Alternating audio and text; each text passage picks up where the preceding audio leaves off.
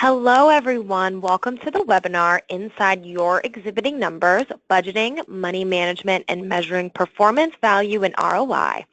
I'm Kim from Pittcon's Marketing Department, and I want to thank you all so much for being an exhibitor and for taking the time to tune in today to this webinar.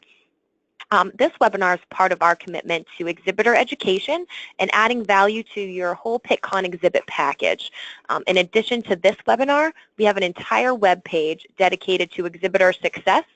You can see on this slide that it includes an Ask the Expert questions box and a whole variety of different resources to help you measure your ROI, exhibit tips, blogs, all kinds of things to help you have the most successful exhibit as possible. And like I said, this is all included in your booth package, and we encourage you to bookmark it and share it with your staff and use it as a continual resource for Pittcon and any of your other shows. So now I am going to turn over the presentation back to Jefferson Davis, the President of Competitive Edge. He has over 30 years of exhibiting experience and has helped his clients achieve tremendous successes over the years. So go ahead and take it away, Jefferson. All right, thank you, Kimberly. And again, thanks to everybody for being with me today. I don't know about all of you on the webinar here, but I've exhibited at a lot of shows, and I got to be honest, I always felt like the only time I heard from the show organizer was when they wanted to sell me something, or they wanted a check, or they sent me that service kit telling me all that stuff I had to do. So how cool is it to be exhibiting with a great organization like Pittcon that cares enough about us as exhibitors to not just rent us concrete and kind of hope it all works out, but to actually provide us with guidance, a game plan, a blueprint on how to make our trade show investment productive and profitable. My background is pretty simple, trade shows. I tease people, I don't know much, but I do know trade shows. I've been exhibited at about 200 shows. Me and my E3 team have stood on the show floor and evaluated over 22,000 exhibits in action. And for me, trade show was never a place to just show up, fly the company flag, hand out some tchotchkes, scan some badges, and go home. It was always a place where I had to make every dollar do the work of 10. And over the years, I've been on the hunt for how do you turn a trade show around from an expensive appearance where you spend the money and you leave it on the floor to a productive, profitable investment. And I think I've figured out some of this. I'm all about process. I'm all about structure. Of the clients that I've done post-show tracking, we've been able to generate now almost 800 million in results from shows. And by no stretch have we measured it with all clients. So if you want to continue the learning, you've got the Pittcon Exhibitor Success and ROI Center. If you want to subscribe to my blog, you'll see it on the screen. And if you would like a one-to-one complimentary teleconsultation, drop me an email, give me a phone call. I'd be happy to connect with you in a one-to-one. So let's get started here. Okay, so I want you to really step back and think about your exhibit program. And I want you to think about the money you're spending. And I want you to think about the results that you're getting. For too many exhibitors, this is what it looks like. The spend often outweighs the results. So what I would like to do at this moment here is launch a quick poll. I would like each of you to tell via the poll, just click the radio dial button that applies. How satisfied are you with the results and the return on investment you're currently getting from trade shows? You'll see the range from I don't know to very satisfied. Click the radio dial button that applies, and I'll give you just a moment. I want to share the results too, because I think it'll be interesting to see what your colleagues are feeling about their trade show productivity and ROI. We're at about close to 80% voted. If you haven't polled yet, I'll give you just another moment. On 3, on 2, on 1. I want to share the results. Okay, here we go. So nobody's in the very satisfied. 8% of you are, hey, we're doing okay, we're satisfied, right? 60% of you, we're somewhat, we're kind of there. 24% of you are, you're not, and 8% don't know. Well, here's the thing. Wherever you are on this spectrum, or continuum. If you apply the ideas in this webinar and all of the content that's on the Pittcon Exhibitor Success and ROI Center, you will move that needle. You'll move it measurably, and you can move it fast in as quick as one show cycle. This is what we want it to look like for each of you, that the results heavily outweigh the spend. So now the question, I think, becomes, how do we get there, right? Well, a lot of you are in marketing. You might be in sales management. I never want the day to come when your boss walks into you and says, hey, we spent $50,000 on Pittcon. What did we get? So here are the three major questions that senior executives often ask marketing and sales departments about trade shows. Number one is very general, right? Was the show a success? Number two is, what impact did it have? How did it impact our company?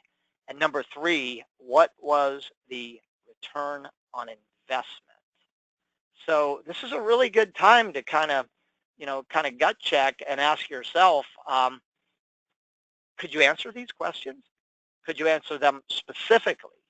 Could you back them up with data and metrics? That's what we're going to really get into today, is how to do this here, okay? So we want to make sure that you're prepared. You never are behind the 8 ball on this question, these 3 questions. Okay, so when an exhibit program's working, if your program is really performing, okay, what are the high-level outcomes? Okay, I think there's 2 major things that an effective exhibit program should be delivering. Number one, it visibly and directly supports your company's core business objectives, primarily in the areas of marketing, customer relationship management, and sales. Marketing, CRM, and sales. Those are the big 3. So that's what goals you can support. Now there's more, but those are the big 3. And the second one, is that it's delivering measurable value beyond cost. $1 in generated $3, $5, $10 of value for your company. So as you'll see in this webinar today, I'm going to give you some metrics on how to measure these things. And there are areas where you get value from a show that you can quantify and express in numeric terms. We want to share what those are. So I guess this is a good question for you right now. If you had to score your current performance on a 1 to 5, a 5 is very effective, a 1 is ineffective. How would you score your company's current approach to your exhibit program in supporting business objectives and delivering value beyond cost? Go ahead and write that down in your workbook. All right. Now, let's start off with why companies exhibit, because if you're going to measure performance, you're going to need a clear set of objectives. So there was a major study done, the Center for Exhibition Industry Research, on exhibitor ROI and performance metrics. Okay, and here are the top reasons why companies exhibit. Now, what I'd like you to do as you look at these reasons, I would like you to pick your top 3. If you were only allowed to accomplish 3 things at Pittcon based on these objectives, what would those 3 things be? You'll notice lead generation is at the top of the list, with competitive analysis, R&D at the bottom of the list. Okay, and I don't like reason number 4, by the way. They're calling this an objective. To me, that's more like a reason. Need to be there. You know, that can be a reason for exhibiting, but for me, you know, as a results-driven exhibitor, that's never an objective, right? So building awareness, relationship management, new product introduction, lead generation, identifying, supporting my dealers, distributors, suppliers, shortening sales cycles, closing sales orders. Those are all the value reasons why. So your takeaway here is, what are your top 3 reasons for exhibiting in order of priority? Clarity is power. Focus is power. Knowing your outcomes is power. So let's talk about ROI here. Okay, my first question to you, these are kind of prime the mental pump questions, if you will. Do you believe it's possible to measure trade show ROI? I have a lot of people that tell me, Jefferson, you cannot measure trade shows. What do you think? Can you or can't you? Second, if you believe it can, do you measure? Okay, and if you say, yeah, I do measure, what or how are you measuring? Okay, so jot these things down in your workbook. Do you think it can be measured? Do you measure? And if so, what and how? And next, I want you to submit this to me via your question tab. If you're not, nobody on this webinar said very satisfied. So something is standing between your company and very satisfied. What factor or factors do you feel are most limiting your trade show return on investment? Go to your question queue right now and just type in a couple factors. And as we go through the webinar, I'll come back and I'll share some of these factors that you're sharing with us. And by the way, this is confidential. Nobody can see what you type. I can see what you type, but I can't tell who typed what. So go ahead and type those in. All right. So let's get into measurement. You know, there's an old saying, what gets measured gets done. There's another saying, what gets measured gets improved. There's another saying, what gets measured gets you recognized. And that can be in a very positive way if you're the person that takes what your company might view as an expense and turns it around into an investment that's delivering value and ROI, right? So there's some cool benefits of putting measurement. Number one is accountability. Hey, if you're under pressure to justify the investment, you need to measure, right? If you're wondering if you should continue participating in a show or trade shows, you need to measure. If you're wondering how much you should be investing in a show, you need to measure. If you want to know what the strengths of your program are and your areas of improvement are, you need to measure. If you want to set up a consistent set of benchmarks that you can run across your entire portfolio of shows, you need to measure, right? And these are some really good reasons why we need to implement a little bit more measurement into our program, okay? So let's talk budgeting and money here out of the gate. So we want to get onto some of the best practices here on the money side of the game. Okay, so the budgeting rule of thumb is floor space cost times 3 to 5. Now, if you're in one of the more expensive convention cities like Las Vegas, Chicago, New York, Orlando, you know, your tier 1 cities, you'll probably want to use the floor space times 5. So what that means is that if the cost of a single booth is $4,000, then minimally your budget is going to be $12,000. Ideally, it's going to be $20,000. Okay, so that's the trade show budgeting rule of thumb. Second, you absolutely should be tracking and benchmarking where your dollars are going. Okay, and there are 3 areas in the spend that are the leverage points. Number one is how you promote before and at the show to drive the right people to your booth. Invest more there.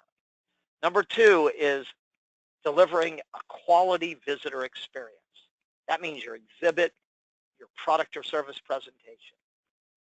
Invest more there. And number 3 is your booth staff, training your booth staff. At the end of the day, trade shows are about face and next. The real big bang effect that you're going to get from shows is going to be how many people you get face-to-face with, what your booth staff does in that short window of opportunity, and do they get a commitment from each visitor to some visible next action. So these are the 3 areas within the budget that I would try to find more money for, because they are the 3 areas that deliver results. Next, zero-based budgeting. Okay, you should be looking at each line item and asking yourself, is it really necessary? And is it possible that I can do this at a lower cost and get the same or more value? For example, many times when I've looked at exhibitors' budget, they go, man, trade shows are too expensive. And I look at their budget and I go, where's your money going? And they have a 10 by 20 booth, and they sent 20 booth staffs, 20 people to the show. The average cost with air, hotel, meals, ground trans, to get a person to a show is in the $2,000 to $3,000 range. So it's not really that the show was too expensive. It's that the exhibitor was sending too many people. They didn't need that many people at the show. Now, here's an example of how to do something at a lower cost. Okay, I don't know how many of you on this webinar today are in 10 by 10 booths, but most of you probably rent electrical service, right? Did you know that you can buy now, there's portable, almost like backup batteries? You know how your smartphone, you have that little battery that you can plug it into? They have the same thing for shows now. For about $200, you could own your own electricity. You could literally bring and plug up to a certain number of amps and volts for about $200. So if you're a small exhibitor, right, that would be a way. And there's a lot of different ways that you can save money, okay? Some of us spend a lot of money to rig signage from the top. Well, I found a company that does on a pole 16 feet high with a fabric circular rotating sign that you can buy for $1,200 and own it, right? It probably costs more than that to rig it. So as you look at your trade shows, don't just get in that boat at all. Trade shows are so expensive and that's just how it is. There's a lot of ways if you're crafty and you're paying attention, that you can save money and get the same value that you were paying for. But here's one big warning, okay? Be careful about cutting costs in customer-facing areas. You never want to send the message to the industry that you're struggling and that business is down, right? And so if you downsize your booth and if you stop bringing your equipment, right, stuff like that, these are all things that customers can make quick judgments about your company. So be careful. Ask yourself this, does it face our customers, and is this good or bad for us to reduce in this area? Okay. Now, remember I said you should be tracking where your dollar goes? This is hot off the press. This is the 2017 Center for Exhibition Industry study, Where the Dollar Goes. And now you've got a very solid benchmark that you can apply. Now here's the thing about benchmarks, okay? If you're a little above or a little below the benchmark, it doesn't mean that you're wrong, but you should at least be taking a look, right, to see, maybe it's justifiable, maybe it's not. Okay, so I got a really cool tool for you here. Because you're on this webinar today, I'm going to give you for free, courtesy of Pittcon, an exhibit cost control calculator. This is an integrated spreadsheet that not only has the major line items, but has the benchmark and will let you automatically create a pie chart that will show you where your dollar is going by major expense area. So if you want a copy of this, go to tradeshowturnaround.com. There's a coupon code. We normally sell this, but it's free for you for being here, Pittcon 18 ROI, and download the tool. If you don't have it, you're going to love this tool. Not only does it have the budget and the charts that it'll automatically create, but it's got a lot of tips on how to save money in each of the major expense areas. Okay, so questions. This would be a good time to think about, anything I've talked about so far here. And I'm going to take a look in the queue and also want to share some of the comments you made. Someone asked about the workbook. Yeah, you can access the workbook on the screen where it says handouts, 1 of 5.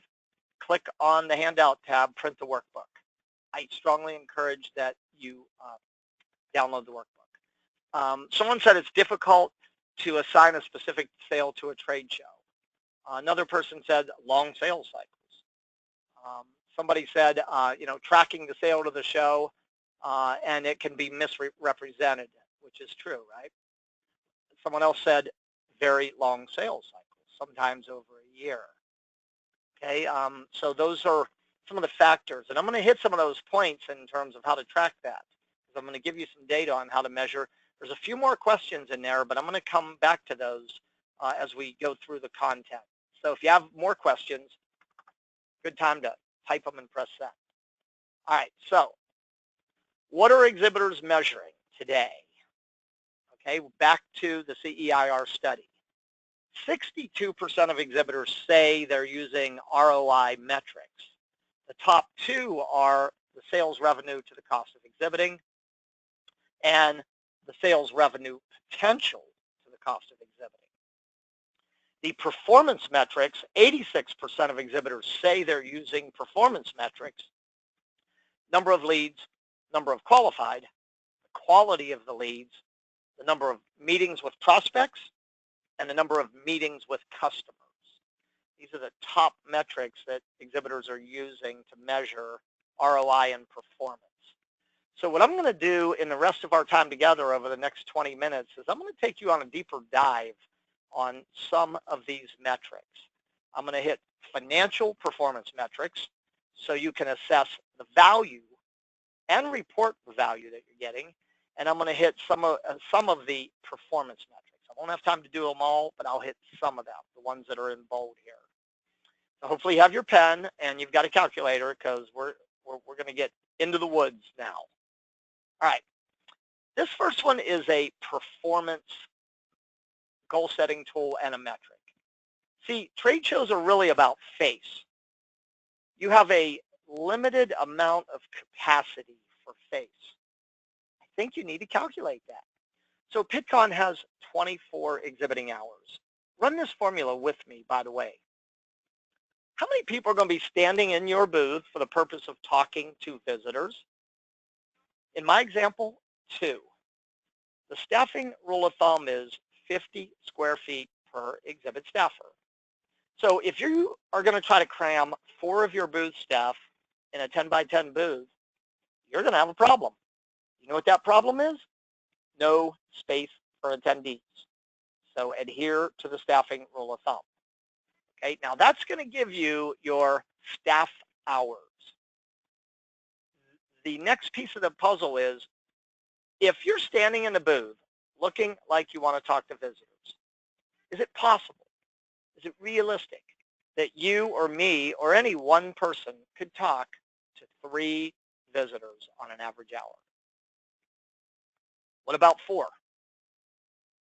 How about 5? I want you to pick a number between 3 to 5. 3 is conservative, 4 is moderate, 5 is maybe aggressive. Pick one of those numbers and you have one of the most important numbers you will ever understand about exhibiting, your interaction capacity. In this example, I have the capacity for 144 on the conservative end, 240 on the aggressive end. Now this makes your life so much easier. I don't care if the show has 3,000 attendees, 5,000 attendees, or 50,000 attendees. I don't care. You know why? Because I only have the capacity in this example for, on the low end, 144, on the high end, 240. Will there be at least 144 to 240 of the right people at Pittcon? You better believe it. There'll be a lot more than that. But you can't handle all those people. So this formula is going to set the frame for how many you can handle. And if you don't like the number at the bottom, if you go, oh, that's not many, change the variables. Can you change the number of exhibiting hours in the show? No, you can't. Can you change the number of booth staff? Within reason. Don't overcrowd your booth. Can you change the number of interactions per hour per staffer? Yes. You know how? Good pre-marketing, a well-designed exhibit that quickly communicates who you are and what you do, and a well-trained booth staff. Those 3 things can dramatically improve the number of interactions per hour. But as a starting point, I want you to use this formula to plan your exhibit program. Your job then, between now and when you arrive at Pittcon, get your company, get your booth in the mind and on the agenda of how many people? 144, 240. That's what I call winning the game before kickoff. Now, I can set lead goals from this. I can predict my return on investment by taking this formula 3 levels deeper. Okay, now that you've set an interaction capacity, which is a performance metric and goal, now at the end of the show, you're going to want to measure. If you had 102 exhibit interactions and you had the capacity for 144 interactions, you utilized 71% of your capacity. Okay, the target is 80 to 100%. So this performance metric will make me ask some questions. Did we do pre-marketing? Was our booth well designed? Did it grab attention? Did it communicate who we are? Did it communicate what we do? Was it easy to enter? Did it give the attendee a reason to stop? Was our booth staff there? Were they being proactive?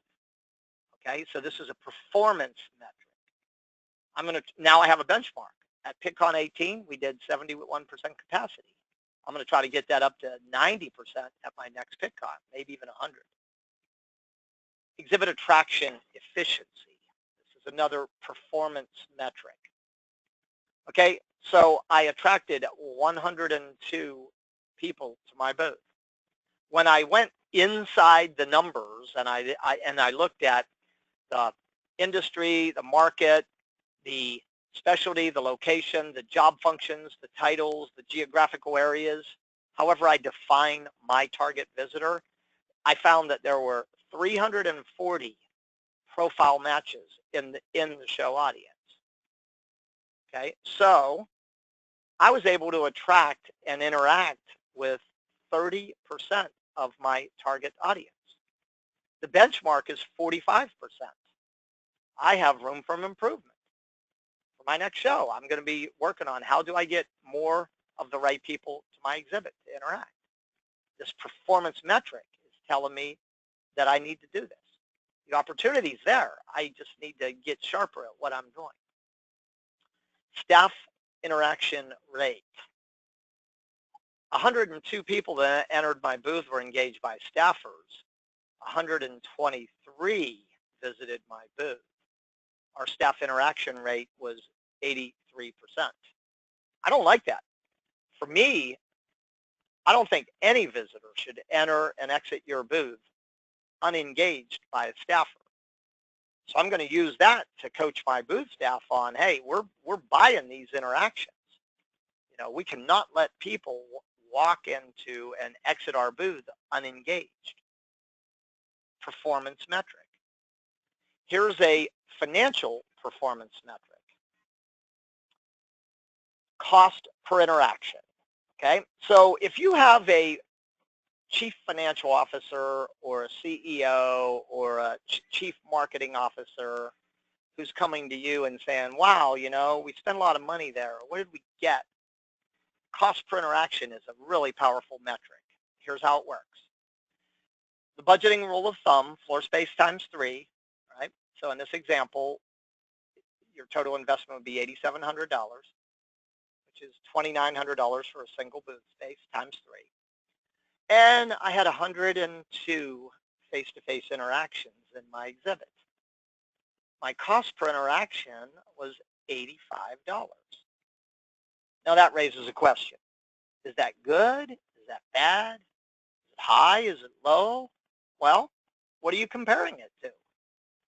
The average cost of a field sales call in North America is $596 to $1,114.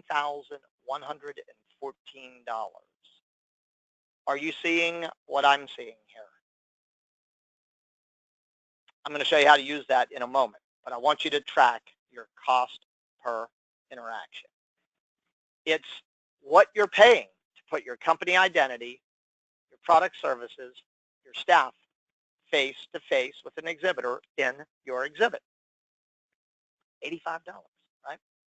Cost per lead. Easy formula.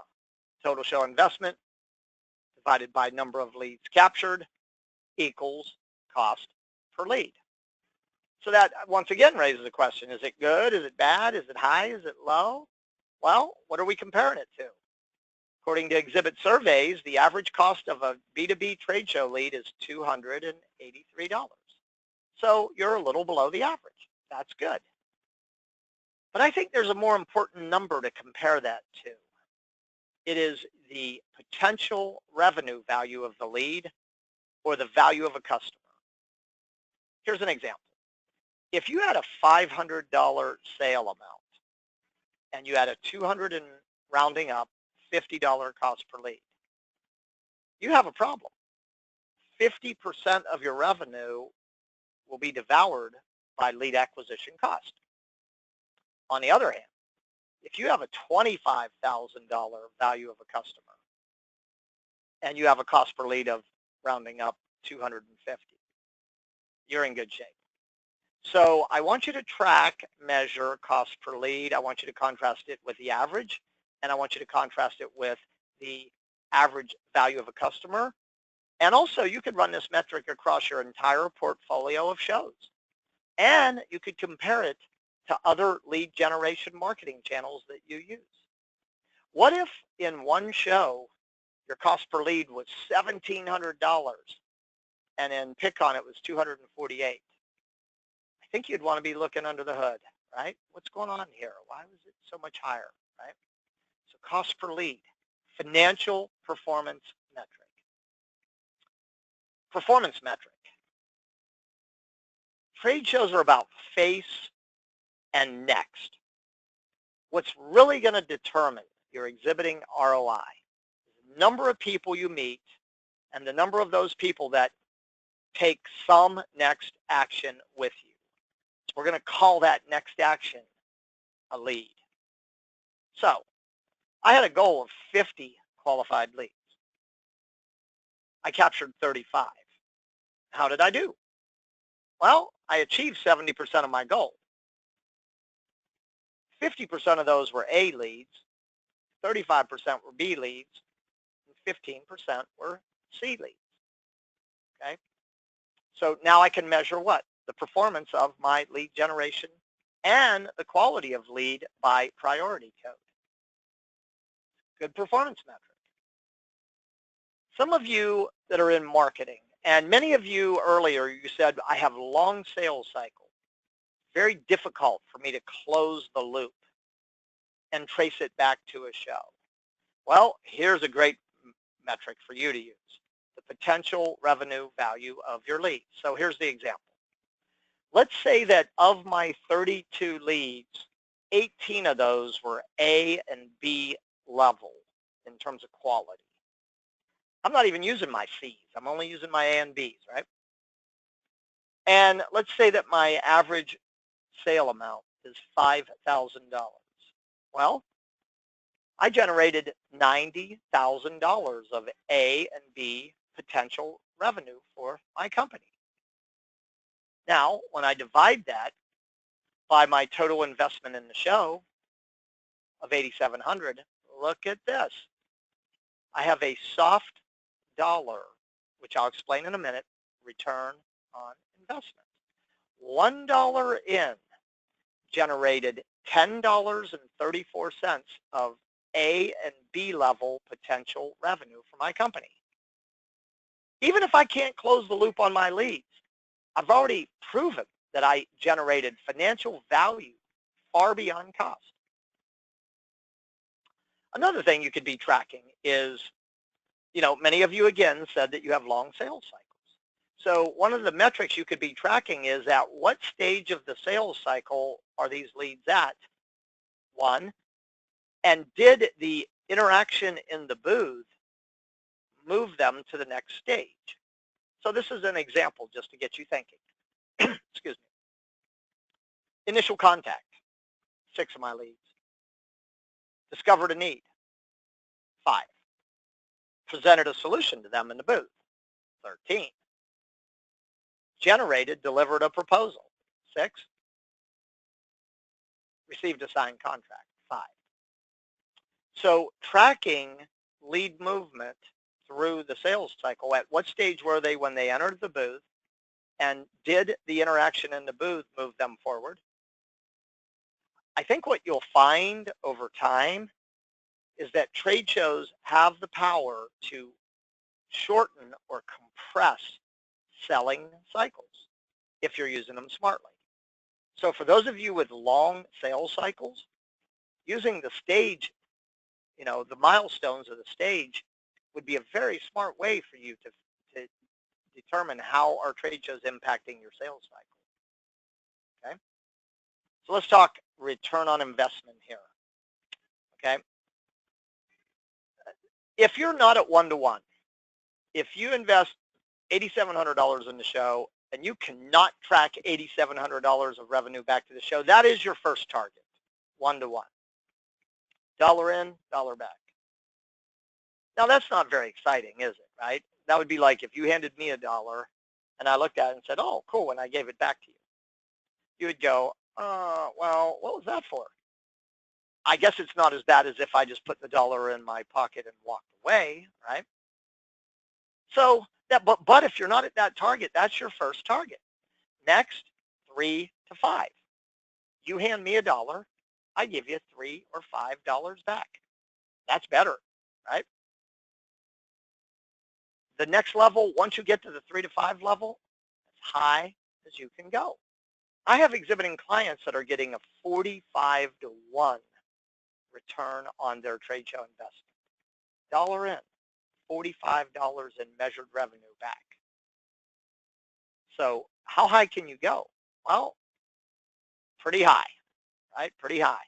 It's a function of what your average sale amount is, what your show expenses are, and how well you manage the program. So let's drill down into ROI here, okay? Return on investment. Hard dollar ROI. Checks, purchase orders, cash in the bank that you can credit in full or in part to the show. In full or in part, typically in the form of an at-show or a post-show sale. And you could measure this both in top-line revenue, or if you have a CFO who doesn't care about top line, he or she wants to see gross margin, you can do it that way. Okay, now to do this, the argument is going to be what percentage of the ultimate revenue should you allocate to the trade show? Well, here's my thought. If you found the opportunity at the show, if that was the initial contact, which is why you should be tracking that on your lead, I think you can credit a lot of it to it. Why? It would be easy to argue that if you were not at the show, you would have never found the opportunity. If you can show that your interactions at the show are advancing people to the next stage of the sales cycle, then that's good too, right? That's another way to get to it. Soft dollar return on investment. This is value that you received that you can quantify or express in numeric terms. It usually falls in you saved the company money or you created opportunities with revenue values. So let me show you these in action. Okay, this is the top line formula. Now here's the thing: if you're going to track, you're going to need a closed loop lead management system. You're going to need to know what became of your leads, right? So let's say that it is 6 months after the show, and I can trace $75,000 back to my leads that I captured at Pittcon. The first thing I'm going to back out is my show investment, right? Because that's going to get me down to my net revenue. And what I'm trying to measure here is exhibiting ROI.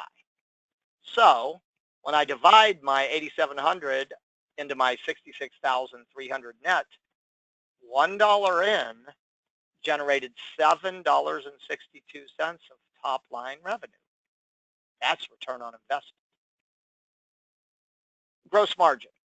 Some of you, again, you'll need to use gross margin. So what you got to do there is, again, track your revenue, but you have to back out your cost of sales, excluding your exhibit. So in this example, I've got a 30% gross margin, right? So my gross margin revenue from the show was $22,500. when I back out my exhibiting investment of $8,700, I've got $13,800 net. Is it good? Is it bad? Well, let's take a look. Divide my net by my investment, and I have a 158% gross margin return on investment. $1 in delivered $1.58 of gross margin revenue to my company. That's return on investment, right? That will make a CFO, a CMO, a CEO quite happy, right? You did not make an expensive appearance. If you combine many of these metrics, you can make an overwhelming case as to where and how the exhibit program is delivering ROI. So let me show you how to use soft dollar here, okay? Now we're going to use cost per interaction savings. So I already showed you the formula of how to calculate your cost per interaction, $85. Here's how I bring it to life. I'm going to use the conservative $596 cost of a field sales call as my comparative. I'm going to back out my $85 cost per interaction. Therefore, I have cut the cost of putting a body in front of a body by $511. When I multiply that by the number of interactions I created at the show, look at this. $52,122. That equates to a 599% soft dollar return on investment. Savings, right? And there's other areas around the show. The cost of a customer meeting, the cost of a prospect meeting, the cost of generating PR, right? All these different, maybe you're recruiting, maybe you're looking to hire people and your company currently uses a placement agency or a headhunter firm, and you found them an employee at the show and saved that 20% of salary. Could that be in you? Yeah, of course it could. Why? It's value that you generated that you can quantify or express in numeric terms, okay? So the end game of your measuring performance, value, and results is to create a simple report. I call it an Exhibiting Performance and ROI report. It has 14 sections in it. The goals that you set, the progress, your cost per interaction, your lead information, your marketing, PR, media exposure, demonstrations, presentations, any hospitality, customers, VIPs, key opinion leaders you met, a competitive summary, your show budget with both your actual and your benchmarks, and your projected return on investment. And number 14, maybe one of the most important elements. What did you learn, and how are you going to get even better at your next show? Okay, so I have thrown a lot at you in these 45 minutes together. I'm going to go into the question queue. Now's your chance. Fire away with your questions. And for those of you that are going to jump off right at this minute, please be sure to complete the quick email survey you'll get in about 2 or 3 minutes. And as Kimberly mentioned, please be sure to bookmark and share this Exhibitor Success and ROI Center with everybody on your team. So while I'm taking a look at the question queue, Kimberly, I want to toss it back to you for any closing thoughts or comments from Pittcon. Oh, I don't have much. Just thank you so much again for logging on today. Like I said, go ahead, bookmark, share our Exhibitor Resource Center. This webinar will have a recording if you want to share it with anyone on your exhibit staff or your booth staff. That's about it on our end. All right. Well, thank you, Kimberly. I'm going to take a look at the questions and see if any of them are kind of in show specific. If they are, I'll give them to you verbally. The first question looks like would be in my wheelhouse. And feel free to add to these, Kimberly, also. How do you handle management that does not value your input and recommendations?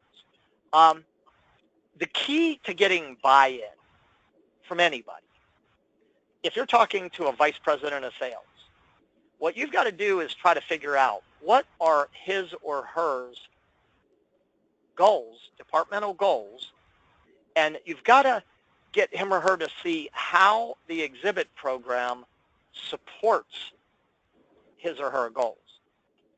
When they're clear that you have their back, you're trying to help them get to where they want to go, they'll give you the support. Okay, so really the question there is engage who owns sales. Talk to them about what their goals are, how they plan on getting there, and how can we better use the trade show program to support our goals. If you're talking to marketing, same questions. What are your marketing goals for the next 12 months? How can we better use the exhibit program and all of the media and everything around it to help them achieve their goals? And when they clearly see that you and the exhibit program are trying to support where they're trying to go, they'll give you their support. Right now, they might view the trade shows, oh, you're going to take my salespeople out of the field and put them on the trade show floor. They need a wake up and smell the concrete message in terms of the value of trade shows, the efficiency, the cost savings, all of that. Okay, so the next question was similar. How do you convince management to provide updated tools? I think you've got to show them the potential value by setting goals. I think you got to show them the amount of money and time that is being spent or wasted because you have ineffective or outdated tools, right? Like CRM today, So you've got to really get them to kind of show them the opportunity cost, the labor costs, and show them the potential revenue gain and the savings that they could achieve by updating your tools. Okay, the next question is, how do you find the calculator on my site? When you go to tradeshowturnaround.com, scroll down, and you'll see tools toward the bottom of the page, and you'll be able to click right on. You'll see the cost control tool. When you click on it, just click buy and then enter your code, and it's free. Okay. Curious to know what CRM programs are most effective and used. The number one CRM right now is Salesforce. Salesforce.com is number one. There are marketing CRM tools like Marketo, but those would be your top two. Salesforce for true CRM, Marketo more for customer and marketing management. Those would be your best two. Someone's asking, we sometimes have large projects. Can you value large projects higher? Absolutely, right? The bigger the project, the more value it's bringing into the company, the easier it is to cost justify and show how the time and the money invested in the exhibit program supports. Okay. Someone asked, how can I determine my cost per interaction? That's what I showed you in the webinar. First, you have to track the number of interactions that happen in your booth. One way to get to that number is to take your lead count and multiply it by 2.4.